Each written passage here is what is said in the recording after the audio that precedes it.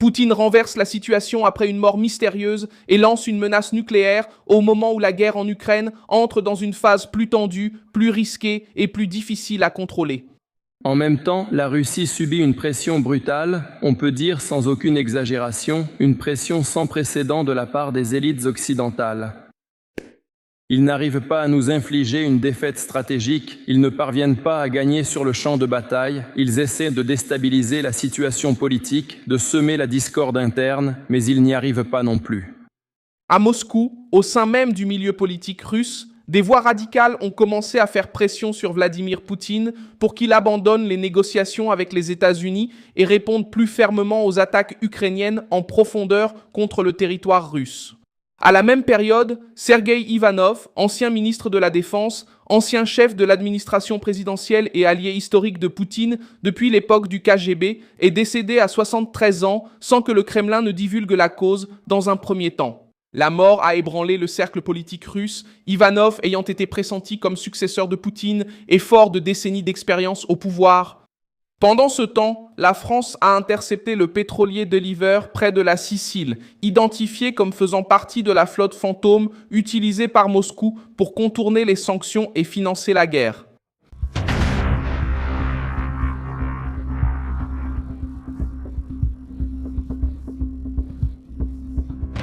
La Russie semble maintenant sous pression de l'intérieur, encerclée de l'extérieur et poussée vers une réponse dangereuse. Je vais tout expliquer dans un instant. Si tu aimes ce genre de contenu direct et sans détour, pense à t'abonner car ici il y a une vidéo comme ça tous les jours. La pression sur Poutine s'est intensifiée le 26 juin 2026 lorsque Reuters a révélé que les faucons russes réclamaient une escalade directe de la guerre contre l'Ukraine. Le groupe ne parle pas seulement de continuer l'avancée militaire. Une partie de ces voix souhaite l'abandon des discussions médiées par les États-Unis, des attaques plus sévères contre les centres de décision ukrainiens et même la prise en compte de l'utilisation d'armes nucléaires tactiques. C'est l'aspect le plus grave des informations qui circulent, car cela remet le mot nucléaire au centre de la guerre. Konstantin Malofievi, homme d'affaires nationaliste et l'une des voix les plus agressives de ce camp, a publiquement demandé pourquoi la Russie n'utilise pas les armes nucléaires qui, selon lui, ont justement été accumulées pour ce type de situation. Ce n'est pas une simple plainte sur Internet. C'est un message venant de milieux qui veulent voir le Kremlin réagir avec plus de force après les attaques ukrainiennes sur le sol russe. L'Ukraine a intensifié les attaques de drones contre des cibles à l'intérieur de la Russie et cela a ébranlé l'image de maîtrise que Poutine essaie de vendre depuis des années. Moscou a toujours essayé de se présenter comme une puissance intouchable, blindée et capable d'écraser la résistance ukrainienne avec le temps. Mais les attaques en profondeur ont montré autre chose. C'est là que la menace nucléaire entre en jeu comme outil d'intimidation. Il utilise la peur comme une arme politique parce qu'il sait que le mot nucléaire provoque une réaction immédiate dans n'importe quelle capitale occidentale. Et d'une seule. Mais c'est pour cela que le gouvernement encourage le régime de Kiev, qu'ils ont choisi comme bélier dans la lutte contre la Russie. Sans épargner le peuple ukrainien, qui, tout comme le régime lui-même, recule sur toute la ligne de contact, et c'est pourquoi il a commencé à adopter des actions ouvertement terroristes. Et comment peut-on appeler autrement des attaques délibérées contre des civils, contre des cibles civiles, et pratiquement le recrutement ouvert dans notre pays de marginaux pour commettre des sabotages et des actes terroristes? L'Occident fait tout son possible, il préfère ignorer tout cela. Il ignore. Et en même temps, il impose, justement contre nous, de nouvelles sanctions illégales, j'insiste. Encore une fois, je souligne, la Russie résiste avec confiance à toutes les tentatives de freiner notre développement. Nous avons suffisamment de force, de ressources et de volonté politique. Personne ne doit en douter.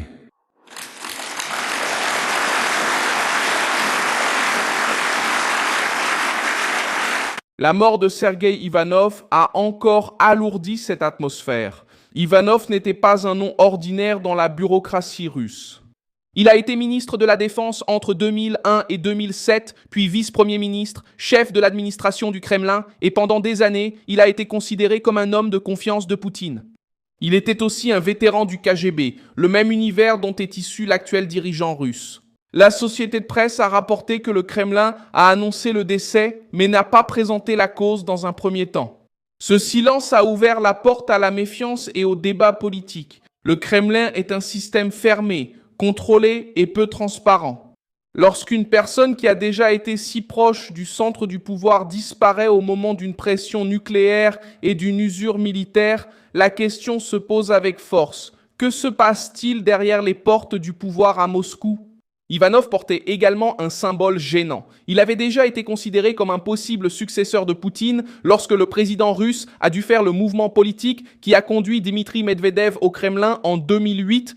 Ensuite, en 2016, Ivanov a été placé dans une fonction de moindre importance, liée à l'environnement et au transport, ce que de nombreux analystes ont vu comme une retraite honorable, mais loin du véritable pouvoir. Sa mort ravive maintenant la perception que l'ancien cercle de Poutine est en train de changer dans une phase de guerre prolongée. Alors que Moscou fait face à une pression interne, la France a intensifié la pression externe. Le 25 juin 2026, la marine française a abordé le pétrolier Deliver près de la Sicile, en Méditerranée.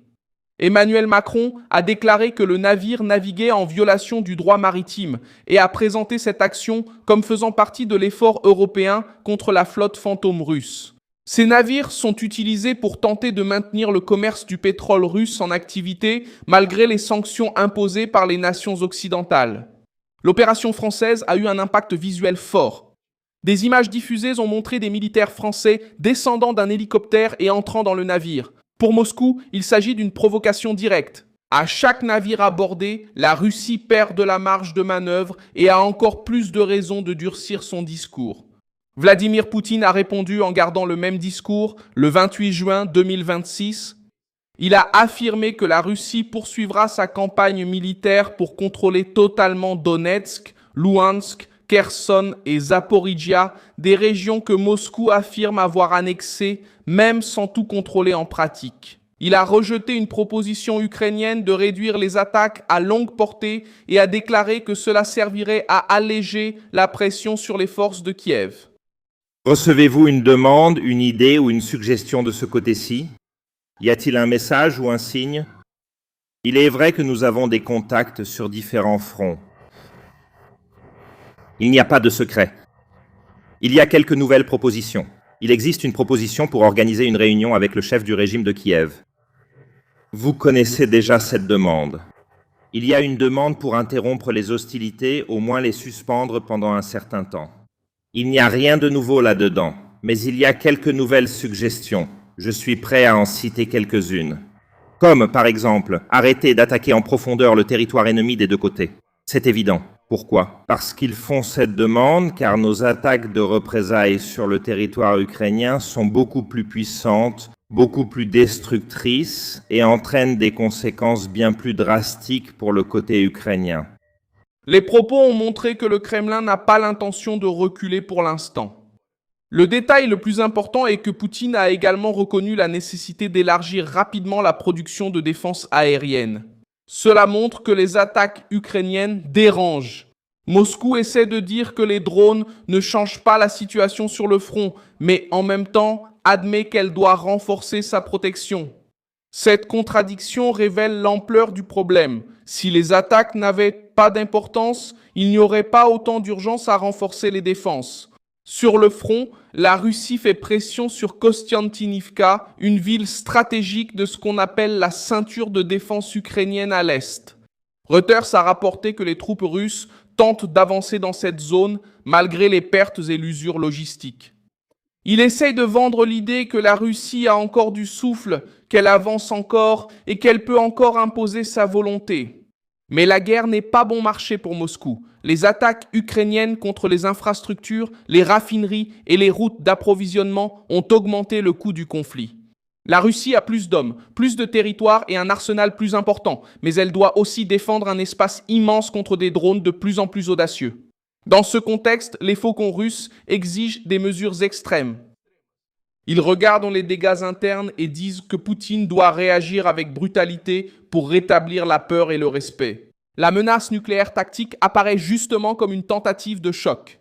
Ces armes sont différentes des grandes armes stratégiques conçues pour atteindre des cibles à longue distance. L'idée derrière la rhétorique russe est d'effrayer l'adversaire avec une option de portée plus courte, mais à l'effet politique dévastateur. Néanmoins, toute utilisation nucléaire changerait immédiatement le monde. La réponse de l'Organisation du traité de l'Atlantique Nord pourrait faire monter la crise à un niveau que personne ne contrôle facilement. Lorsque des alliés, des blogueurs, des nationalistes et des hommes d'affaires influents commencent à considérer l'arme nucléaire comme une option acceptable, la frontière de l'absurde se déplace peu à peu. Ce qui semblait autrefois impensable commence à être évoqué comme s'il s'agissait d'une option de guerre. C'est la partie la plus sombre du moment. L'irritation a grandi parce que certains secteurs russes s'attendaient à une négociation qui gèlerait les gains du Kremlin ou allégerait la pression. Comme la guerre s'est poursuivie et que l'Ukraine a mené des attaques à l'intérieur du territoire russe, ces groupes ont commencé à dire que la diplomatie était devenue une perte de temps. Ils veulent que Vladimir Poutine ferme la porte aux discussions et augmente le coût de la guerre. Merci beaucoup d'avoir regardé cette vidéo jusqu'à la fin. Soutenez notre projet et contribuez financièrement via la clé Pix qui apparaît à l'écran. Nous sommes une chaîne indépendante, axée sur le fait de vous tenir informés avec la vérité. Votre contribution nous aide à continuer d'exister.